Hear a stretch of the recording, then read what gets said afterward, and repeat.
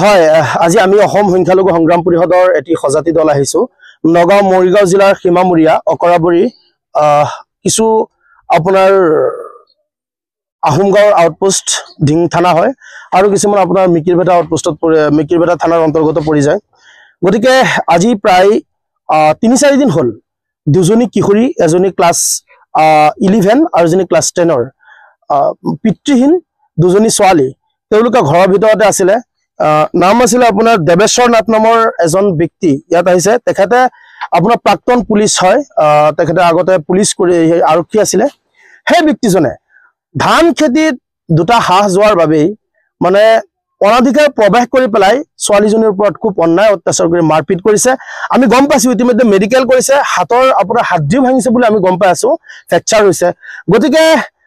তেওঁলোকে গৈ পেলাই এখন এজাহাৰ পত্ৰ দাখিল কৰিছিল আহোমগাঁও থানাত তেওঁলোকৰ এজাহাৰ পত্ৰখন আইচিয়ে একচেপ্ট কৰা নাই বুলি আমি গম পাইছো গতিকে অতিকে লজ্জাজনক আৰু আচৰিত কথা অসমৰ মুখ্যমন্ত্ৰী ডক্টৰ হিমন্ত বিশ্ব শৰ্মা ডাঙৰীয়া তেখেতে কয় যে নাৰী সুৰক্ষা লাগে আৰু বিজেপি চৰকাৰৰ শ্লোগান হ'ল বেটি বাঁচাও বেটি পঢ়াও গতিকে মুছলমানৰ ক্ষেত্ৰত তেওঁলোকৰ বেটি বাঁচাও বেটি পঢ়াও নাই নেকি গতিকে হিন্দু লোকসকলে যে তেনেকৈ আহি পেলাই মাৰপিট কৰে মুছলমানক তেওঁলোকৰ ওপৰত বিচাৰ কৰা কোনো ধৰণৰ আমি দৃষ্টি আকৰ্ষণ আমি নেদেখো কিন্তু যি সময়ত আমি দেখা পাওঁ যে মুছলমানে কোনো এজন ব্যক্তিয়ে মানে হিন্দু কোনোবা এজনৰ ওপৰত আক্ৰমণ কৰিছে বা বেয়া কৰ্ম কৰিছে এই যে উজনি অসমৰ 30-35টা তথাকথিত দল সংগঠন তেওঁলোকে ৰাজপথ অৱৰোধ কৰি পেলাই তেওঁলোকে প্ৰতিবাদ কৰা দেখা যায় আজি মুছলমান কিশোৰী সন্তান নাৰী শিশুক মাৰপিট কৰিলে তেওঁলোকৰ কোনো ধৰণৰ একশ্যন নাই সেইদিনা যোৱা দুদিন হ'ল আপোনাৰ এজনী মহিলা মানুহ আপোনাৰ তেখেতৰ স্বামী নাইকা বৰদোৱা থানাত এটা স্যাটেলাইট চেনেলৰ এজন ব্যক্তিয়ে এজন স্যাটেলাইট চেনেলৰ সাংবাদিকে গুৰুলাগুৰুলকৈ বুকুত চুই পেলাই তেখেতক মাৰপিট কৰিছে সেইটো খাই দিছে আমাৰ নগাঁও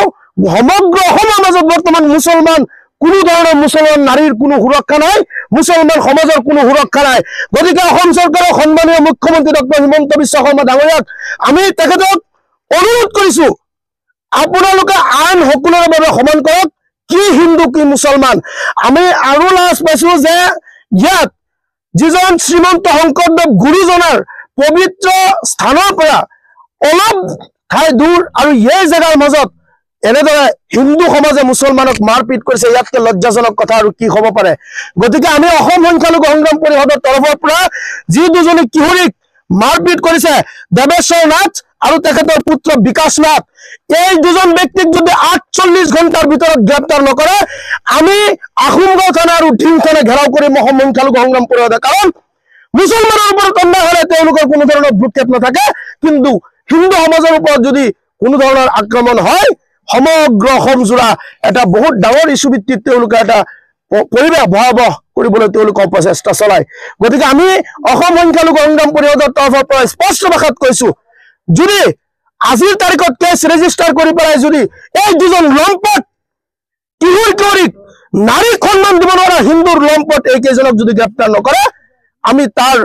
পৰিৱেশ কি হ'ব আমি এতিয়া ক'ব নোৱাৰিম পৰিৱেশ ভয়াৱহ কৰিবলৈ আমি সংগ্ৰাম পৰিষদ প্ৰস্তুত আছো